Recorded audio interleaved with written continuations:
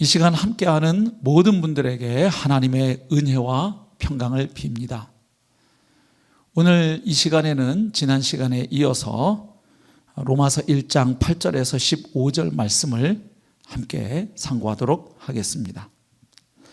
자, 오늘 본문에서 바울은 이제 고대 헬라 편지의 관례에 따라서 인사말 다음에 감사와 기도를 덧붙이고 있습니다. 그리고 로마 교회 성도들을 방문해서 만나보고 싶다는 자신의 그 열정도 표현하고 있음을 봅니다. 자, 먼저 1장 8절에 보면 바울은 먼저 하나님께 감사하고 있습니다.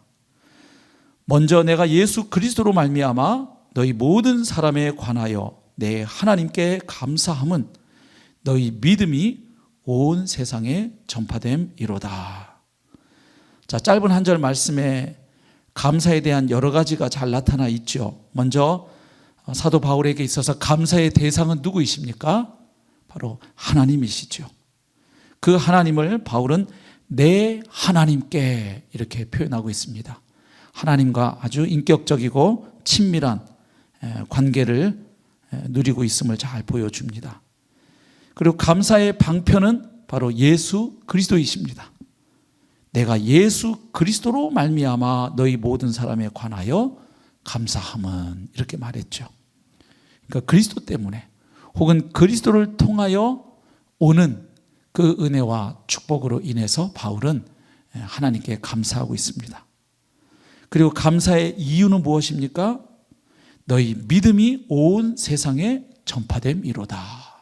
즉 로마 교회 성도들의 믿음이 전파되고 있다는 사실로 인해서 감사하고 있는 것이죠. 로마 제국의 수도인 그 로마에 세워진 그 로마 교회 성도들의 믿음이 그 온 제국에 알려지고 소문이 나고 있는 그 사실로 인해서 바울은 하나님께 감사하고 있는 것입니다. 바울은 특별히 자기 자신을 이방인의 사도로 인식했지요. 11장 13절과 15장 16절에 보면 잘 알 수 있습니다. 자, 이방인의 사도로 인식하고 있는 바울 입장에서 그 로마 제국의 수도인 로마에 세워진 교회, 그리고 그 교회 성도들의 대부분이 이방인들이었는데 그들의 믿음이 로마 온 제국에 알려지고 소문이 나고 있다고 하니 바울 입장에서는 얼마나 기뻐할 만한 이유였겠습니까? 여기서 우리는 바울의 그 하나님 중심적인 삶, 복음 중심적인 삶을 잘 보게 됩니다. 자기가 개척했던 교회도 아니고 자기가 복음을 전해서 예수님을 믿게 된 성도들도 아니었습니다. 그럼에도 불구하고 그들의 믿음이 알려지고 있다는 사실, 하나님의 나라가 힘있게 확장되고 있다는 그 사실 하나로 인해서 바울은 하나님께 감사했던 것이죠. 우리도 나와 직접적으로 관련된 그런 은혜와 축복 때문만이 아니라 나하고 좀 떨어져 있는 선교지, 나하고 직접 연관이 되어 있지 않은 그 어떤 영역에서 하나님의 나라가 확장되고 있다는 소식을 접할 때 우리도 바울처럼 감사할 수 있는 믿음의 성도들이 되었으면 좋겠습니다. 자, 이어서 이제 9절과 10절에 보면 바울은 로마 교회 성도들을 위해서 자신이 쉬지 않고 계속해서 기도하고 있다는 사실을 밝히고 있습니다. 그리고 그들을 방문할 수 있기를 바라는 자신의 그 간절한 기도 제목도 그들에게 알려주고 있지요. 9절 말씀입니다. 내가 그의 아들의 복음 안에서 내 심령으로 섬기는 하나님이 나의 증인이 되시거니와 항상 내 기도에 쉬지 않고 너희를 말하며 어떻게 하든지 이제 하나님의 뜻 안에서 너희에게로 나아갈 좋은 길 얻기를 구하노라. 이렇게 고백하고 있습니다. 그러니까 바울은 로마 교회에 아주 지대한 관심을 가지고 있었던 것이죠. 그리고 또한 그곳을 방문하고 싶은 간절한 마음이 있었다는 것입니다. 그렇지만 그동안은 그것이 허락되지 않았었죠. 그런데 바울이 이 소망을 가지고 하나님께 기도할 때 그의 신앙의 태도가 잘 나타나 있습니다. 신앙의 태도가 10절 보면 어떻게 하든지 이제 하나님의 뜻 안에서 너희에게로 나아갈 좋은 길 얻기를 구하노라. 그러니까 자신이 그냥 바란다고 무조건 하나님께 때를 쓰는 것이 아니라 그것을 너무나 바라고 소망하지만 그것이 하나님의 뜻 안에서 이루어지기를 기도하고 있는 것이죠. 마치 겟세마네 동산에서 예수님께서 나의 뜻대로 마시고 아버지의 뜻대로 하옵소서 이렇게 기도했던 것처럼 지금 바울도 하나님의 뜻 안에서 자신의 그 소망이 이루어지기를 기도했던 것이죠. 그래서 이 9절과 10절 말씀에서도 사도 바울의 그 사역의 자세를 우리가 좀 보게 됩니다. 먼저 사도 바울은 자기가 사도로서 행하는 그 모든 그 사역들, 특별히 하나님의 복음을 전하는 그 전도 사역, 그리고 하나님의 말씀으로 성도들을 양육하는 그 양육 사역을 섬김이라고 표현하고 있지요. 내가 그의 아들의 복음 안에서 내 심령으로 섬기는 하나님이 내 증인이 되신다 이렇게 말하고 있는데, 여기 섬긴다는 말은 예배라고도 번역이 되는 단어입니다. 그러니까 결국 바울은 자신이 사도로 생각하는 그 모든 사역이 단순히 일이 아니라 자신을 구원해 주시고 사도로 부르신 하나님 앞에서 드리는 예배라고 인식하고 있다는 것을 이렇게 볼 수 있는 것이죠. 그리고 바울의 그 기도의 영성도 보게 되죠. 아까 우리가 보았던 것처럼 바울은 하나님을 가리켜서 나의 하나님이라고 일컫고 있습니다. 그만큼 하나님과 개인적이고 인격적인 아주 친밀한 관계를 누리고 있었다는 사실을 보게 되는 것이죠. 그래서 우리도 한번 이 말씀을 통해서 나의 기도 명단에는 누가 포함되어 있는가 한번 돌아보면 좋겠죠. 내 기도에 늘 언제나 그저 내 가족만 있다면, 아니면 내 목장 식구들만 한정되어 있다면, 우리가 좀 오늘 말씀을 보면서 우리의 기도의 지경을 좀 더 넓혀야 되겠다 이런 생각을 해보게 됩니다. 그리고 이제 11절부터 15절에서 바울은 이제 로마 교회를 왜 방문하려고 하는지 그 방문의 목적과 이유를 밝히고 있습니다. 자, 먼저 11절에 보면 첫 번째 목적이 나와 있죠. 내가 너희 보기를 간절히 원하는 것은 어떤 신령한 은사를 너희에게 나누어 주어 너희를 견고하게 하려 함이니. 자, 바울이 로마 교회에 방문하고 싶어하는 첫 번째 이유가 무엇입니까? 바로 로마 교회에 가서 어떤 신령한 은사를 그들에게 나눠주려는 것입니다. 그렇게 함으로 로마 교회를 더욱 튼튼하게 아주 견고하게 세우고 싶어 하는 것이죠.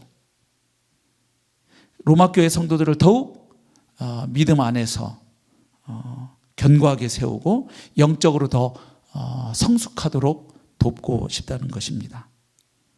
자, 여기서 지금 신령한 은사를 나누고 싶다고 표현했는데, 신령한 은사가 뭘까요?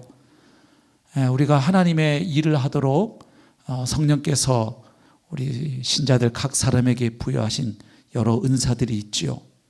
그 은사 가운데 하나를 의미할 수도 있겠습니다만은, 이 로마서 본문의 문맥 가운데서 보면 아무래도 여기서 말하는 신령한 은사는 하나님이 바울에게 허락하셨던 그 복음에 대한 그 풍성한 지식, 그리고 그 영적인 통찰과 그 분별력을 의미하는 것으로 보는 것이 자연스러워 보입니다.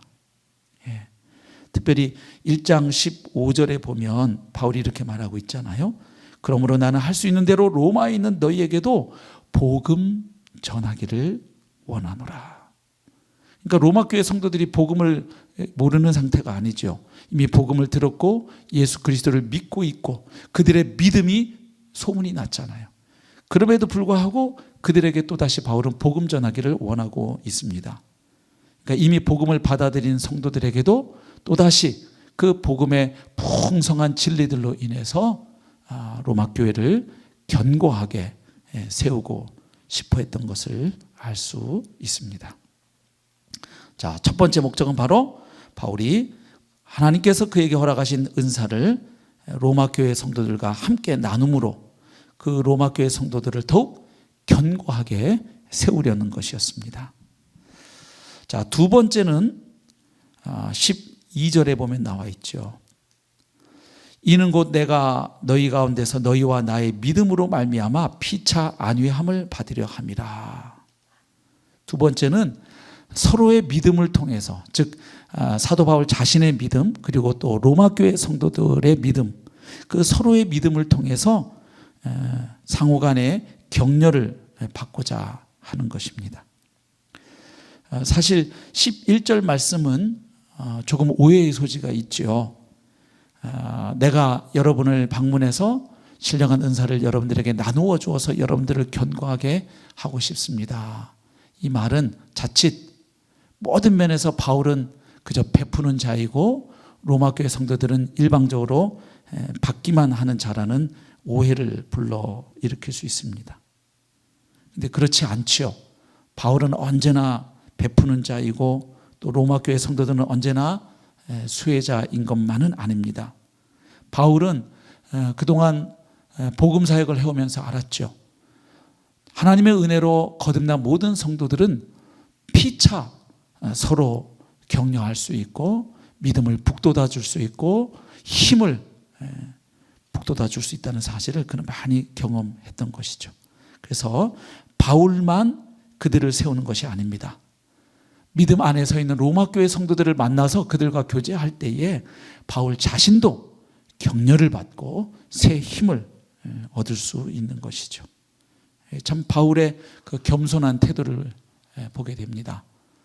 사도임에도 불구하고 자기 자신도 성도들을 통한 그 격려가 필요한 자임을 그가 겸손하게 인정을 하고 있습니다.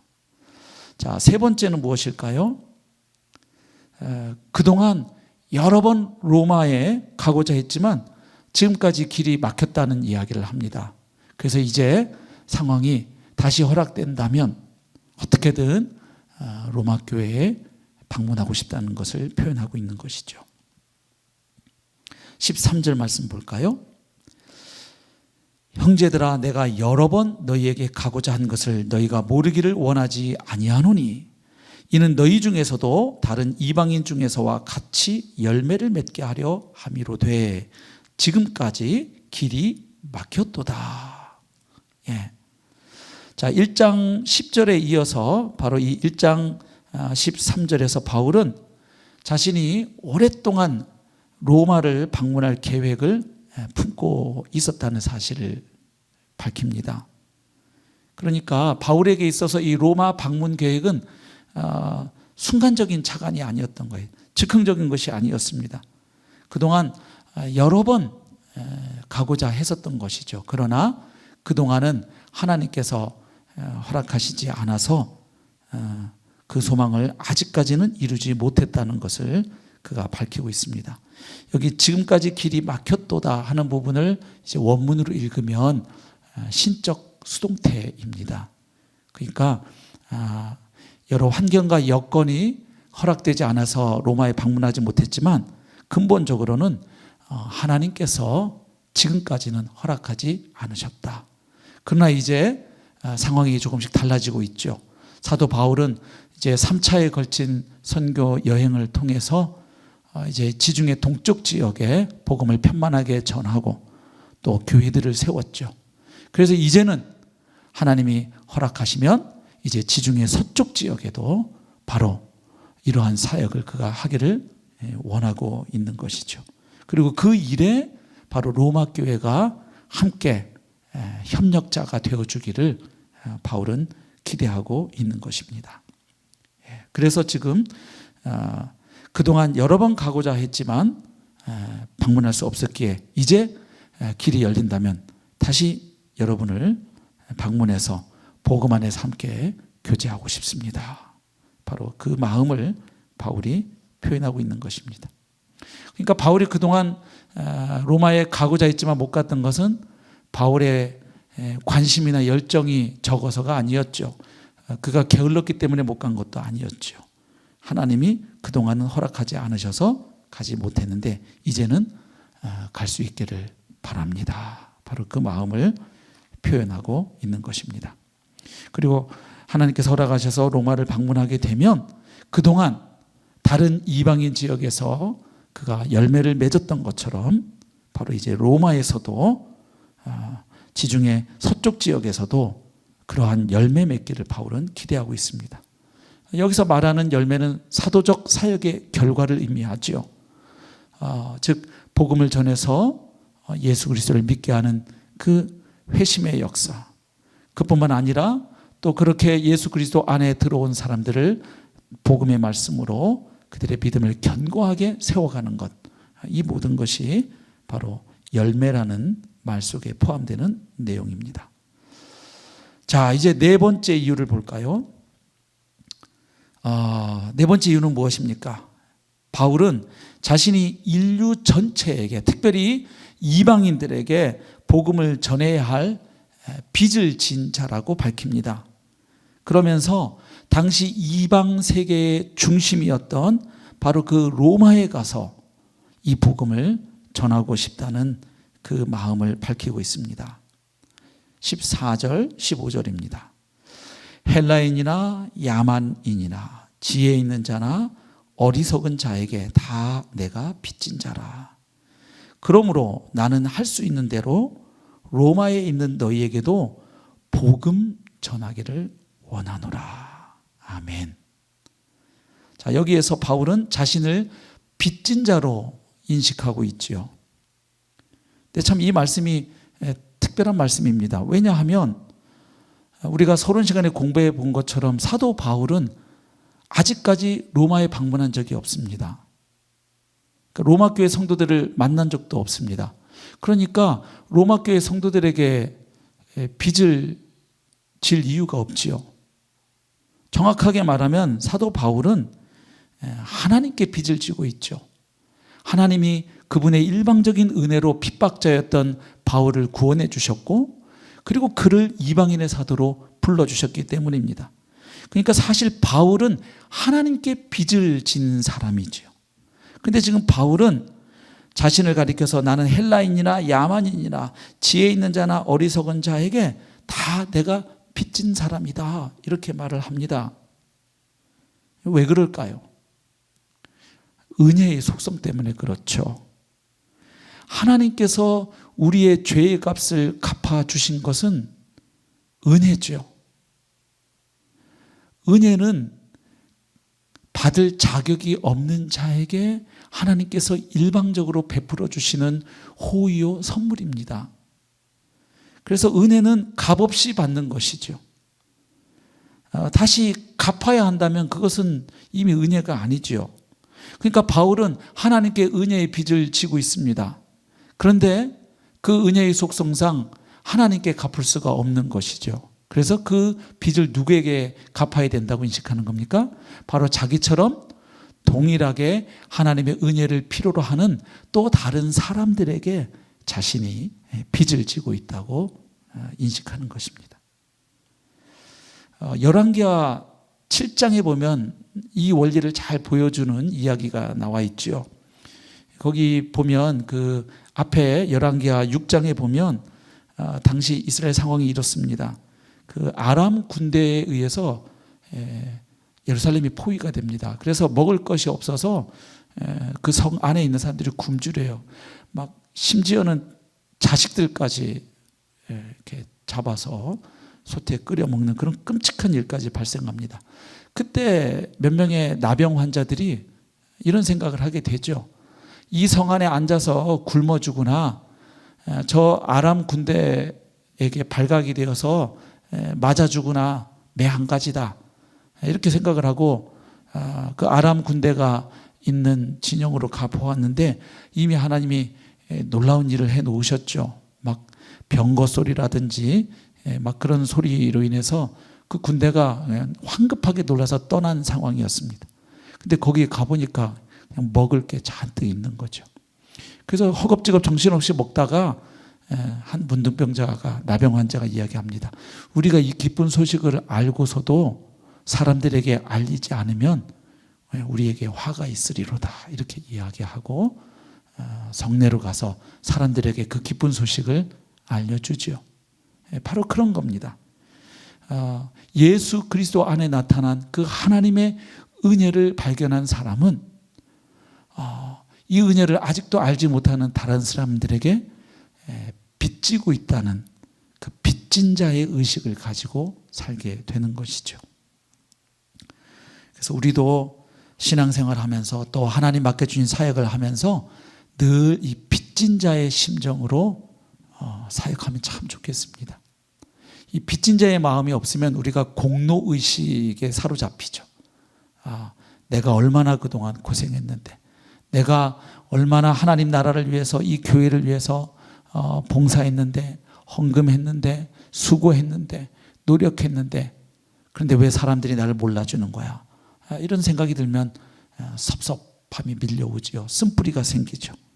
근데 오늘 우리 바울에게서 배울 것이 있죠. 바울은 늘 자신의 모든 사람을 향하여 빚진 자라고 인식하고 하나님이 이미 베푸신 그 크신 은혜에 감격해서 그 하나님께 진 빚을 다른 사람들을 향해 갚는다고 생각하며 그가 사명 감당했던 것을 봅니다. 사랑하는 성도님들과 저도, 우리도 주님 앞에 서는 그날까지 늘 빚진 자의 마음으로 우리가 다른 사람들을 사랑하고 섬기고 또 복음을 전하고 또 하나님이 맡겨주신 여러 사역들을 감당하면 좋겠습니다. 그리고 이제 15절에서 발견할 수 있는 게 하나 더 있죠. 나는 할 수 있는 대로 로마에 있는 너희에게도 복음 전하기를 원하노라. 바울이 생각하는 복음이 어떤 것인지를 알 수 있습니다. 바울에게 있어서 복음은 불신자가 처음 그 소식을 듣고 예수님을 영접할 때만 필요한 소식이 아니었다는 것을 알게 되죠. 그러니까 복음은 처음 기독교 신앙에 입문할 때만 전해지는 기독교 신앙의 아주 그 기본 교리가 아니라는 거예요. 이미 복음을 받아들인 성도들에게도 복음은 계속 전해져야 한다고 바울은 생각했던 것입니다. 우리가 아까 8절에서 보았지 않습니까? 로마 교회 성도들은 이미 복음을 잘 알고 있는 사람들입니다. 그리고 그들의 믿음이 온 제국에 전파되고 있던 사람들이었습니다. 그런데도 바울은 그들을 방문해서 그들에게 다른 이야기가 아니라 또다시 복음 전하기를 원했던 것이죠. 그래서 복음은 처음 예수 믿을 때만 필요한 소식이 아니라 구원받고 난 이후에도 끊임없이 다시 들어야 할 소식이 복음이라는 사실을 알게 됩니다. 실제로 바울 서신을 우리가 공부해 보면 바울은 자신이 개척했던 교회에 어떤 문제가 생기면 언제나 동일한 패턴으로 반응합니다. 복음의 관점에서 그 교회의 문제를 진단하고 처방합니다. 그래서 복음의 내용 가운데, 복음의 정신 가운데 어떤 부분이 희미해지고 약해졌는지를 살펴보는 것입니다. 그래서 다시 그들에게 복음을 또다시 들려줍니다. 고린도 전서에서도 우리가 그걸 보았죠. 이미 복음을 받아들인 고린도 교회 성도들에게 바울은 다시 내가 너에게 전한 복음을 알게 한다 하면서 그 복음을 다시 상기시켰던 것을 보게 됩니다. 그러니까 결국 우리가 신앙생활 잘하다가 뭔가 문제가 생기는 근본 원인은 우리가 이미 알고 있는 복음, 믿고 있는 복음에서 또다시 이탈을 하려고 하는 것이죠. 또다시 율법주의 신앙으로 가거나 아니면 도덕 폐기론처럼 내 마음대로 살려 하거나 늘 복음에서 이렇게 자꾸 멀어질 가능성이 있는 거죠. 그래서 그때마다 바울은 또다시 복음으로 돌아오도록 교정해 주었던 것이죠. 그리고 복음은 한 번 듣고 다 안다고 말할 수 있는 소식이 아니었다는 것입니다.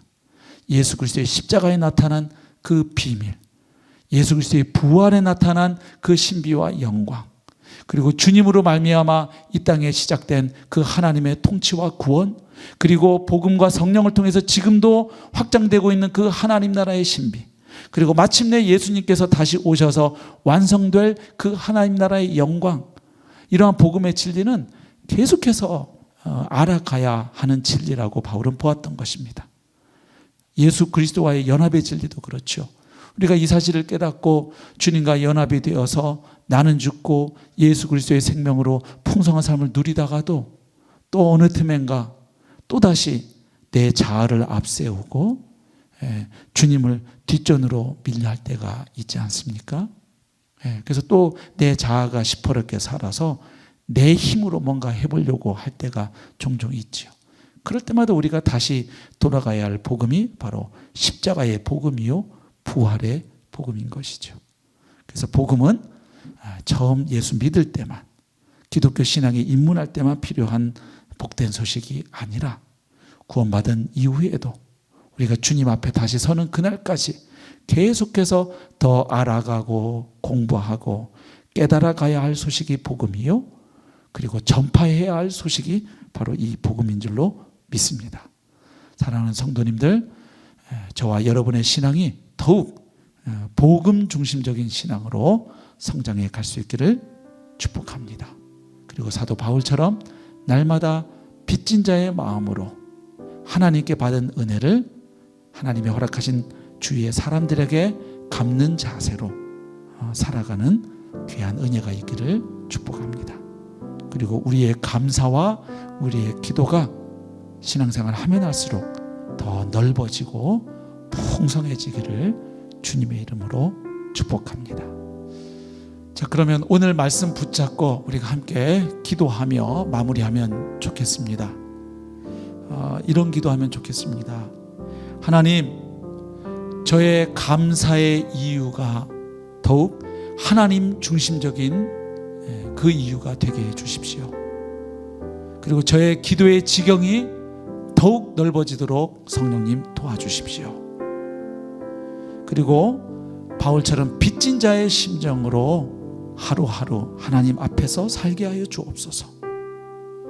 그리고 끊임없이 예수 그리스도의 복음을 더욱 알아가고 그 복음을 더욱 살아내고 그리고 더욱 담대하고 자신 있게 그 복음을 증거하는 증인의 삶 살게 하여 주시옵소서. 우리 이렇게 함께 주님께 부르짖도록 하겠습니다. 주여